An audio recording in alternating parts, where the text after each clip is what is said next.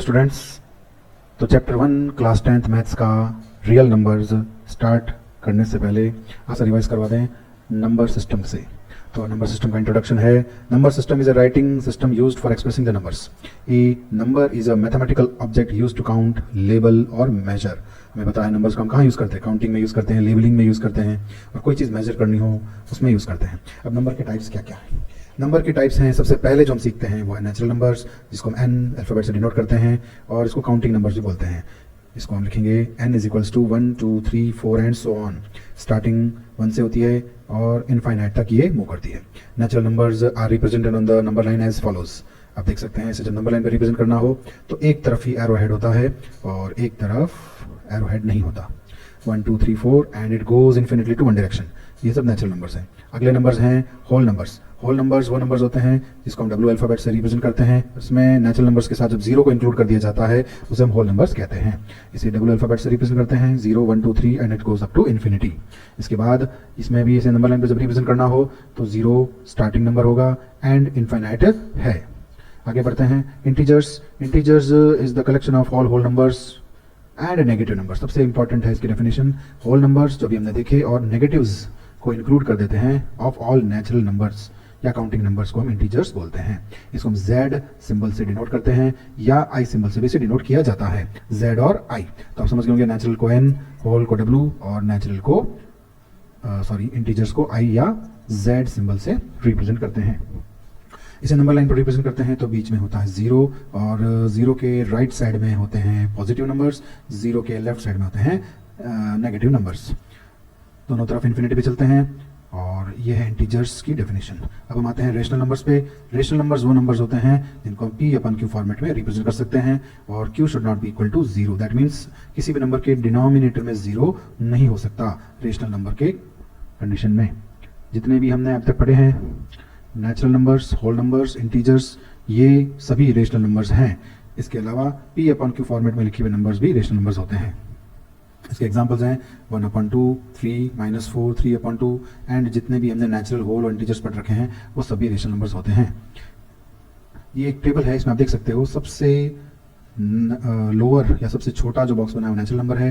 Natural number included है whole number में और ये दोनों ही इंक्लूडेड है इंटीजर्स में और ये तीनों के तीनों इंक्लूडेड है रेशनल नंबर्स में। Now what is the real numbers? What are real numbers? अभी जो हमने रेशनल नंबर पढ़ा उसका ऑपोजिट होता है इरेशनल नंबर। इरेशनल नंबर वो नंबर होते हैं जिनको हम P/Q फॉर्मेट में डिनोट नहीं कर सकते हैं। इसमें ऐसे नंबर्स आते हैं जिनको अपने 9th क्लास में non terminating non repeating type के जो नंबर्स होते हैं उनको इंक्लूड किया जाता है। Non terminating and non repeating numbers, ये नंबर्स जो होते हैं वो इरेशनल होते हैं। जैसे √2, √3, पाई, ऐसे नंबर्स को हम इरेशनल नंबर्स कहते हैं। तो फाइनली रियल नंबर्स क्या होते हैं? Real numbers are the combination of rational numbers and irrational numbers. इसके बाद आते हैं equivalent rational numbers. What are equivalent rational numbers? Equivalent rational numbers वो नंबर्स होते हैं जिनकी वैल्यू सेम रहती है। जैसे फॉर एग्जांपल 3/7 है, इसको अगर हम 2 से मल्टीप्लाई करें दोनों को तो हमें 6/14 मिलेगा। तो ये इक्विवेलेंट रेशनल नंबर है। Now what are irrational numbers? अभी हमने बता भी दिया है। A number which can't be expressed in the form of P/Q। P/Q format में हम जिसे हम डिनोट नहीं कर सकते हैं and its decimal representation is non-terminating non-repeating type are known as irrational number और इसको हम S सिंबल से डिनोट करते हैं। S सिंबल से डिनोट किया जाता है। रेशनल नंबर्स को हम Q सिंबल से डिनोट करते हैं। तो एक बार वापस देख लेते हैं। बताइए, N है फॉर नेचुरल, W है फॉर होल, I या Z है फॉर इंटीजर्स, Q है for rational and S है for irrational. Now what are the real numbers? The collection of rational and irrational numbers together forms the real numbers. The real numbers का rational और irrational का एक collection है या set of real numbers is denoted by R। इसको R symbol से denote किया जाता है। अब हमें कैसे पता चलेगा कि कोई नंबर रियल है या नहीं है? इसका सिंपल सा रूल है कि अगर किसी नंबर को आप नंबर लाइन पर शो कर सकते हो, if that number can be shown on number line, that the number is real number. So any number which can be shown on number line is real number. आपने class 9 में √2, √3 को number line पर represent किया था, आपको याद होगा। All rational numbers are real numbers। ये बात ध्यान रखनी है कि सारे रेशनल नंबर्स रियल नंबर्स होते हैं, but it is not compulsory that all real numbers are rational. इसी तरह all irrational numbers are real but it is reverse is not true। कहने का मतलब है कि रेशनल नंबर्स रियल होते हैं, लेकिन सारे रियल नंबर्स रेशनल नहीं होते हैं। सिमिलरली सारे इरेशनल नंबर्स रियल होते हैं, लेकिन सारे रियल नंबर इरेशनल होना जरूरी नहीं है। ये दोनों नंबर्स होते हैं वो अपने आप में अलग अलग एग्जिस्ट करते हैं। So it is the introduction of this chapter. तो हम स्टार्ट करते हैं रियल नंबर चैप्टर के कुछ इंपॉर्टेंट क्वेश्चंस, एग्जाम में आने लायक इंपॉर्टेंट क्वेश्चंस हैं, जिसमें से मैं कुछ की प्रैक्टिस करवा रहा हूँ। तो शुरू करते हैं हम रियल नंबर्स चैप्टर 1 के कुछ इंपॉर्टेंट क्वेश्चंस। तो फर्स्ट क्वेश्चन एक एमसीक्यू है जो कहता है the sum of exponents of prime factors in the prime factorization of 196 is. ये कह रहा है कि 196 का जब आप प्राइम फैक्टराइजेशन करोगे उसमें प्राइम फैक्टर्स के जो एक्सपोनेंट होंगे उसका आपको सम बताना है। तो सबसे पहले आपको रफ में जाना है 196 का, आप जल्दी जल्दी प्राइम फैक्टराइजेशन कर लें। देखिए मैथ्स में क्वेश्चन जल्दी जल्दी करने के लिए आपको स्पीड रखनी है। सबसे पहले 2 से होगा प्राइम फैक्टराइज 98 टाइम्स, उसके बाद 2 से होगा ये 49 टाइम्स, फिर ये 7 से होगा सीधा 7 टाइम्स, और 7 से होगा ये 1 टाइम। मैं उम्मीद करता हूँ कि आपको ये प्राइम फैक्टराइजेशन आता होगा।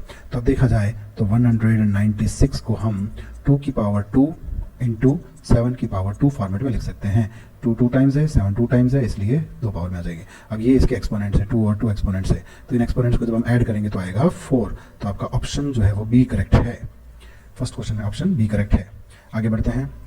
The total number of factors of A prime number is. किसी भी प्राइम नंबर के अंदर कितने फैक्टर्स होते हैं? आप जानते हैं प्राइम नंबर ऐसा नंबर होता है जो 1 और इटसेल्फ से डिविजिबल है। आप पढ़ते हुए आए हैं 6th क्लास से। एक्चुअली इसका मतलब ये इसके 2 फैक्टर्स हुए, तो इसका ऑप्शन सी करेक्ट है। प्राइम नंबर के 2 फैक्टर्स होते हैं। अब एक और इंपॉर्टेंट क्वेश्चन है the LCM of 2 number is 14 times their HCF. Question क्या कह रहा है कि जो एलसीएम है वो एचसीएफ का 14 टाइम्स है। फिर ये कहता है the sum of LCM and HCF is 750। LCM और एचसीएफ का जो टोटल है वो 750 है। इफ वन नंबर इज 250, इनमें से अगर एक नंबर 250 है, फाइंड द अदर नंबर, तो दूसरा नंबर आपको फाइंड करना है। तो सबसे पहले हम इसमें एज्यूम करते हैं let HCF is equal to x। हम HCF को x एज्यूम कर लेते हैं। तो LCM के बारे में इसने बोला है कि ये 14 टाइम्स है, दैट मीन्स LCM हो जाएगा 14x। इसके बाद इसने बोला है the sum of LCM and HCF is 750। HCF plus LCM की टोटल आपको 750 गिवन है, यानी HCF की जगह आप लिखेंगे x, LCM की जगह लिखेंगे आप 14x इक्वल्स टू 750। इसके बाद x एंड 14x को जब आप ऐड करेंगे, x एंड 14x को जब आप ऐड करेंगे तो आ जाएगा 15x इज इक्वल टू 750। अब इक्वेशन के रूल के हिसाब से 15x से मल्टीप्लाई हो रहा है तो 750 से ये डिवाइड हो जाएगा। 15 से 750 50 टाइम्स कैंसिल होता है। आई होप यहाँ तक आप समझ गए होंगे। इसके बाद x की वैल्यू 50 आ गई है, और x हमने किसको एज्यूम किया था? HCF को एज्यूम किया था, जो आ गया है आपके 50। और LCM को हमने 14x एज्यूम किया था, जो LCM है, यानी 14 इंटू आपको 50 से मल्टीप्लाई करना पड़ेगा, जो आएगा 700। नाउ क्वेश्चन में आपसे कहा गया है कि उनमें से एक नंबर जो है, आपको एक नंबर जो है वो 250 गिवन है। जो 2 नंबर्स का HCF और LCM है उसमें से 1 नंबर 250 गिवन है, तो find other number. Now we know that LCM into HCF is equals to A into B। A into B का मतलब प्रोडक्ट ऑफ 2 नंबर्स। अब LCM की जगह आप लिखेंगे 700, HCF की जगह लिखेंगे 50, और एक नंबर आपको गिवन है 250 इंटू B, तो अदर नंबर B जो हमें फाइंड करना है। अब हम 700 के इंटू 50 के नीचे 250 की ट्रांसपोजिंग कर देंगे, इज इक्वल्स टू B। 0 से 0 कैंसिल हो जाएगा, 5 से 25 5 टाइम कैंसिल हो जाएगा, और 5 से 70 14 टाइम होता है, और 0 का 0, दैट मीन्स B की वैल्यू आ गई 140, यानी अदर नंबर जो है वो 140 है। अगले क्वेश्चन पे आते हैं हम। द LCM ऑफ, ये तो हमने क्वेश्चन कर लिया है, सेम क्वेश्चन वापस आ गया है। ओके आगे बढ़ते हैं, हम क्वेश्चन नंबर 5 की तरफ चलते हैं। तो क्वेश्चन नंबर 5 एक इंपॉर्टेंट क्वेश्चन है। Explain why 5 into 11 into 12 plus 12 is a composite number. इससे पहले मैं आपको एक फंडामेंटल थ्योरम ऑफ अर्थमेटिक के बारे में बता दूं। फंडामेंटल थ्योरम ऑफ अर्थमेटिक, आपके बुक में ये पॉइंट है, फंडामेंटल थ्योरम ऑफ अर्थमेटिक। ये क्या कहता है कि आप किसी भी नंबर का प्राइम फैक्टराइजेशन करते हैं, मैं शॉर्ट में लिख रहा हूँ PF, तो वो हमेशा उस नंबर के लिए यूनिक रहता है। यानी आप किसी भी नंबर का प्राइम फैक्टराइजेशन करेंगे वो हमेशा यूनिक रहेगा। हाँ, उसमें अगर आप उसके ऑर्डर को चेंज करते हो तो उससे कोई इफेक्ट नहीं पड़ता। फॉर एग्जांपल 24, तो जैसे 24 है, उसको जब आप प्राइम फैक्टराइज करोगे तो ये 2 से 12 टाइम 12 टाइम्स, 2 से 6 टाइम्स, और 2 से ये 3 टाइम्स, और ये 3 से 1 टाइम, यानी 24 का जब आप प्राइम फैक्टराइजेशन करोगे तो 2 की पावर 3 इंटू 3 फॉर्मेट में आएगा। अब इसे आप 3 इंटू 2 की पावर 3 लिखेंगे तो भी कोई फ़र्क नहीं पड़ेगा, बट 24 का प्राइम फैक्टराइजेशन यही रहेगा, हर कंडीशन में ये इसी तरीके से लिखा जाएगा। इसमें 2 3 टाइम्स एंड 3 1 टाइम रिप्रेजेंट होगा। तो इस तरह से इसे फंडामेंटल थ्योरम ऑफ अरिथमेटिक में कहा गया है। कहने का मतलब है हर नंबर का प्राइम फैक्टराइजेशन हमेशा यूनिक रहता है। तो इसी बेस पर हम एक और बात देखते हैं कि ये फंडामेंटल थ्योरम ऑफ अरिथमेटिक हमेशा कंपोजिट नंबर पे अप्लाई होता है। अब देखिए अब इस क्वेश्चन को कैसे करेंगे। सबसे पहले हमें इस क्वेश्चन के अंदर जो नंबर 2 बार दे रखा है उसे देखना है। तो 12 ऐसा नंबर है जो 2 बार लिखा हुआ है, तो आप सबसे पहले 12 लिखेंगे और वो कॉमन हो जाएगा। कॉमन लेने के बाद इस पार्ट में से 12 को हम रिमूव करेंगे तो 5 इंटू 11 इंटू 1 आएगा, प्लस वहाँ पे 12 है वहाँ पर भी 1 आ जाएगा। 12 से 12 को डिवाइड करेंगे तो 1 आएगा। आगे देखें 5 इंटू 11 इंटू 1 आप 55 होगा और प्लस 1, फिर 12 55 में 1 ऐड करेंगे तो आ जाएगा 56। अब आप क्या करें, इन सभी का प्राइम फैक्टराइजेशन कर दें। तो जब आप 12 का प्राइम फैक्टराइजेशन करोगे तो ये आएगा 2 से 6 टाइम्स और 3 से 1 टाइम, यानी 12 का हो जाएगा आपके 2 की पावर 2 इंटू 3, और 56 का भी आपको इसी तरह से प्राइम फैक्टराइजेशन करना है। 2 से 28 टाइम्स, 2 से 14 टाइम्स, 2 से 7 टाइम्स एंड 7 से 1 टाइम। तो यहाँ पर अगर हम देखें तो इसका 56 का हो रहा है 2 की पावर 3 इंटू 7। फाइनली कंबाइन करेंगे तो 2 की पावर 5 हो जाएगी, क्योंकि 2 की पावर 2 यहाँ और 2 की पावर 3, और आपको पता है पावर ऐड होती है, और ये है 3 और ये है 7। तो आप देख सकते हैं कि ये जो ऊपर नंबर गिवन है इसे हमने प्राइम फैक्टराइज कर दिया है। और फंडामेंटल ऑफ थ्योरम यही कहता है, फंडामेंटल थ्योरम ऑफ अरिथमेटिक ये कहता है कि आप अगर किसी नंबर को प्राइम फैक्टराइज कर सकते हो दैट मीन्स वो एक कंपोजिट नंबर होगा। तो कंपोजिट नंबर वो नंबर होते हैं जिनको आप प्राइम फैक्टराइज कर सकते हो। क्वेश्चन को एक और तरीके से कर सकते हैं जिसमें स्टार्टिंग का तो सेम है और ये 12 और 56 जो आगे हैं उसके बाद आप ऐसे भी लिख सकते हैं कि the given number is divisible by 12 and 56 as well, it will be divisible by 1 also, so it have more than 2 factors, इसके more than 2 factors हैं। तो इस वजह से ये जो है वो कंपोजिट नंबर होगा, क्योंकि कंपोजिट नंबर की डेफिनेशन आपने छोटी क्लास में ये पढ़ रखी है कि जिसके 2 या 2 से ज़्यादा फैक्टर्स हों, जिसके more than 2 फैक्टर्स होते हैं वो कंपोजिट होता है। तो आप किसी भी तरीके से कर सकते हैं। आगे बढ़ते हैं हम। Prove root 5 is a rational number. इसके लिए आपको 2 कॉन्सेप्ट अच्छे से मालूम होने चाहिए। एक है कोप्राइम नंबर, एक है कोप्राइम नंबर का कॉन्सेप्ट। कोप्राइम नंबर वो नंबर होते हैं जिसमें कोई नंबर जब P/Q फॉर्मेट में लिखा हुआ हो तो दोनों नंबर 1 के अलावा और किसी भी नंबर से डिविजिबल नहीं होना चाहिए, उसे हम कोप्राइम नंबर कहते हैं। और दूसरा कॉन्सेप्ट ये कहता है कि अगर आप किसी भी नंबर के स्क्वायर को किसी प्राइम नंबर से डिवाइड करते हैं, किसी भी नंबर के स्क्वायर को प्राइम नंबर से डिवाइड करते हैं तो वो नॉर्मल नंबर भी उसी प्राइम नंबर से डिविजिबल होगा।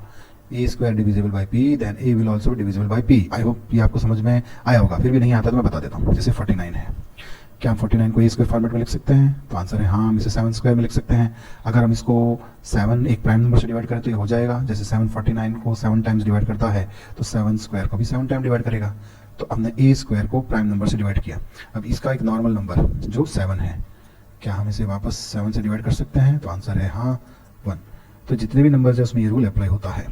एक और बताता हूँ मैं, जैसे 25 है, 25 को हम एक प्राइम नंबर 5 से डिवाइड करते हैं। 25 को हम ए स्क्वायर फॉर्मेट में लिखना चाहे तो क्या लिख सकते हैं? 5 का स्क्वायर।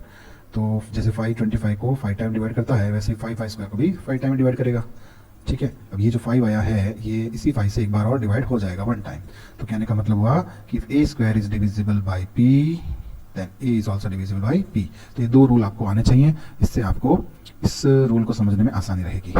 तो हम बढ़ते हैं इसकी तरफ, proving root 5 as a rational number. तो सबसे पहले हम क्या करते हैं, एक कॉन्ट्रारी फैक्ट लेते हैं, लेट रूट 5 इज रेशनल। हम पहले सपोज करते हैं कि रूट 5 क्या है? रेशनल नंबर है। So root 5 can be written as a upon b। अब हम रूट 5 को a अपॉन b फॉर्मेट में लिख सकते हैं क्योंकि हमने इसको रेशनल एज्यूम कर लिया, और रेशनल नंबर को हम अपॉन फॉर्मेट में लिख सकते हैं, जहां पर आपको लिखना होगा where a and b are को prime integers, where a and b are को प्राइम इंटीजर्स, ये जो ए और बी है दोनों को प्राइम इंटीजर्स हैं। अभी मैंने आपको बताया को प्राइम क्या होता है, को प्राइम नंबर जिनके कॉमन फैक्टर 1 होते हैं। अब हम इसे आगे सॉल्व करते हैं, तो b को क्रॉस मल्टीप्लाई कर देंगे तो √5b is equals to a। उसके बाद आप क्या करेंगे, दोनों साइड का स्क्वायरिंग करेंगे, दोनों साइड का आप स्क्वायरिंग करें। स्क्वायरिंग करने का रीजन है कि इस रूट का सिंबल को हटाना, स्क्वायरिंग बोथ साइड्स। जब आप दोनों साइड्स का स्क्वायर करेंगे तो ये हो जाएगा 5, √5 का स्क्वायर 5, b का स्क्वायर b स्क्वायर, a का स्क्वायर a स्क्वायर। नाउ इस 5 को हम ट्रांसपोजिंग कर देते हैं ए स्क्वायर के डिनोमिनेटर में, तो हमें मिलेगा ए स्क्वायर अपॉन 5। अब हमें एक रूल मिलेगा जो हमने को प्राइम नंबर के पास में सीखा था कि if a square is divisible by 5, here a square is divisible by 5, then a also divisible by 5। ये हमारा एक फर्स्ट स्टेटमेंट हो गया। आई होप यहाँ तक आपको समझ में आ गया होगा। तो ए स्क्वायर डिविजिबल बाई 5 है, तो ए को भी 5 से डिवाइड करते हैं। तो जब हमने ए को 5 से डिवाइड किया तो हमें कोई नंबर मिला, उसे हमने सी एज्यूम कर लिया। ए डिवाइडेड बाई 5 हमें कोई सी मिला। और अब यहाँ पर भी हम इसमें वही प्रोसेस अपनाएंगे जो ऊपर हमने स्टेप्स लिए थे, तो वो स्टेप्स मैं अब यहाँ लिख रहा हूँ। तो देखिए यहाँ से शुरू करते हैं। A is equals to 5c, transposing कर दिया, 5 को c से क्रॉस मल्टीप्लाई कर दिया। अब यहाँ पर भी हम करते हैं स्क्वायरिंग बोथ साइड्स, हम दोनों साइड्स का स्क्वायर करते हैं। तो दोनों साइड्स का स्क्वायर करने के बाद हमें मिलेगा a square is equals to 25c square. देख लो हमें मिलेगा a का स्क्वायर ए स्क्वायर और 5c का स्क्वायर 25c स्क्वायर। अब यहाँ पे आपको क्या करना है, यहाँ से ये वाला रूल उठाना है और ये इस जगह पर जो है वो ले जाना है, आपको यहाँ ले जाना है। A square is equals to 5b square की वैल्यू आपको इस जगह पे पुट करनी है। तो ये हो जाएगा ए स्क्वायर की जगह 5b square is equal to 25c square.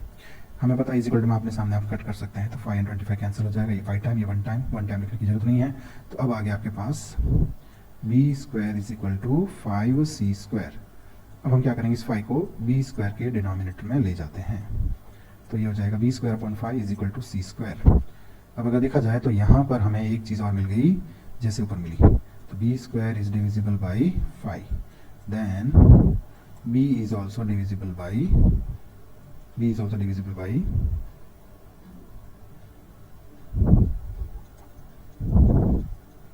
5। ये हमें सेकंड स्टेटमेंट मिल गया। तो आप समझ गए होंगे कि मैंने इस 5 को b के नीचे क्यों लेके गया हूँ, कुछ क्योंकि मुझे आखिर में a डिवाइडेड बाई 5 और b डिवाइडेड बाई 5 की रिक्वायरमेंट रहेगी, क्योंकि हमने स्टार्टिंग में a और b को यूज़ किया है। अब देखेंगे अगर हम ध्यान से, तो from equation first and second, first और सेकेंड से हमें क्या मिला, a divided by 5 as well as b divided by 5। a भी 5 से डिविजिबल है, b भी 5 से डिविजिबल है, और ये हमारे उस पॉइंट को कॉन्ट्राडिक्ट करता है। विच कॉन्ट्राडिक्ट्स का मतलब होता है विरोधाभास। विरोधाभास का मतलब हुआ कि जो हमने पहले एज्यूम किया था कि ये को प्राइम है, यानी a 1 और b 1 के अलावा किसी से डिवाइड नहीं हो सकता, वो नीचे आते आते गलत साबित हो गया। विच कॉन्ट्राडिक्ट्स द फैक्ट अबाउट को प्राइम, जिसने कॉन्ट्राडिक्ट कर दिया हमारे को प्राइम वाले फैक्ट को। तो ये क्यों हुआ, एक मिनट,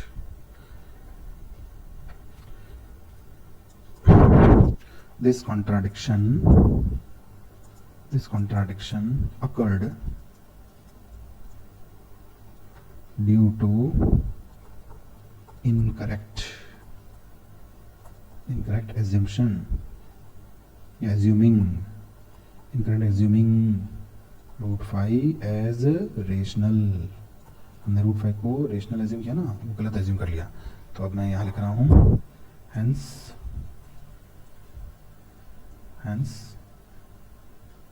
√5 is irrational। तो अब आप उसको करेक्ट कर लो कि भाई वहाँ गलत हो गया, तो यहाँ पे हम वापस उसको ठीक कर रहे हैं कि √5 जो है वो इरेशनल है। तो इस तरह से ये √5 को हमने इरेशनल नंबर प्रूव किया। अगला एक और इम्पोर्टेंट क्वेश्चन देखते हैं हम। 3 + 2√5 इज इरेशनल, इसे हमें प्रूव करना है। तो इसमें हमें सबसे पहले let 3 + 2√5 is rational, let 3 + 2√5 is rational. अब इसमें एक बात ध्यान रखनी है कि अगर इस क्वेश्चन में सिर्फ √5 होता है तो अभी जो हमने किया वैसे करना है, लेकिन अगर ये किसी के साथ आ जाए तो इसमें आपको इस रूल को अप्लाई करना है कि ये तो भाई इरेशनल है ही, बाकियों के साथ रहकर भी क्या ये रेशनल रहता है कि नहीं रहता है, ये हमें प्रूव करना है। तो एक बार हम लेते हैं लेट 3 + 2√5 इज रेशनल। तो भी इसको रेशनल लिया तो ये हो जाएगा 3 + 2√5 इज इक्वल्स टू a/b, जहाँ पर आपको वही बातें लिखनी है, b इज को prime integers, a b are को प्राइम इंटीजर्स। स्टार्टिंग का सेम है। अब हमें इसमें क्या करना है, √5 को छोड़कर बाकी सबकी यहाँ पर ट्रांसपोजिंग कर दो। तो पहले 2 की ट्रांसपोजिंग कर देते हैं, सॉरी 3 की ट्रांसपोजिंग करते हैं इसके पीछे। तो a/b प्लस का 3 ट्रांसपोजिंग होगा तो माइनस का 3 हो जाएगा। इसके बाद आपको यहाँ पर एलसीएम लेना है, तो 2 + √5 इज इक्वल्स टू, इसमें हो जाएगा एलसीएम b, और इसमें हम क्रॉस मल्टीप्लाई में यूज़ करते हैं, तो b को क्रॉस मल्टीप्लाई करेंगे 3 से तो माइनस का 3b, और 1 को इसे करेंगे तो a, तो ये आ गया आपके a - 3b, 1 को a से करेंगे a, और b को 3 से करेंगे, b को -3 से करेंगे तो माइनस का 3b। अभी भी यहाँ पर 2 बचा हुआ है, इसको भी हमें ट्रांसपोजिंग करना होगा। तो √5 is equals to a - 3b, और इस 2 को हम क्रॉस मल्टीप्लाई करेंगे तो ये आ जाएगा 2b। अब यहाँ पे ये जो नंबर है ये रेशनल है, ये रेशनल है, फिक्स है तो रेशनल ही है, क्योंकि हमने a और b को कोप्राइम इंटीजर्स एज्यूम किया था यहाँ पर, क्योंकि हमने a और b को कोप्राइम इंटीजर्स एज्यूम किया था तो ये रेशनल है। अगर ये रेशनल है तो यहाँ पर इक्वल का सिंबल होने की वजह से ये भी रेशनल होगा, बट हमें पता है कि √5 तो इरेशनल होता है, तो इसने भी कॉन्ट्राडिक्ट कर दिया। दिस कॉन्ट्राडिक्ट्स √5 एज इरेशनल, क्योंकि हमने थ्योरम में ही प्रूव कर दिया है कि √5 इरेशनल होते हैं, √3 इरेशनल होता है, √2 इरेशनल होता है। ये आप सिमिलर वे में प्रूव कर चुके हो। This contradict √5 is as irrational. फिर वही लैंग्वेज लिखनी है आपको, this contradiction occurred, this contradiction occurred due to incorrect assuming of 3 + 2√5 as rational। इसको आपने गलत एज्यूम किया, फिर आप लिखेंगे hence 3 + 2√5 is rational, sorry irrational।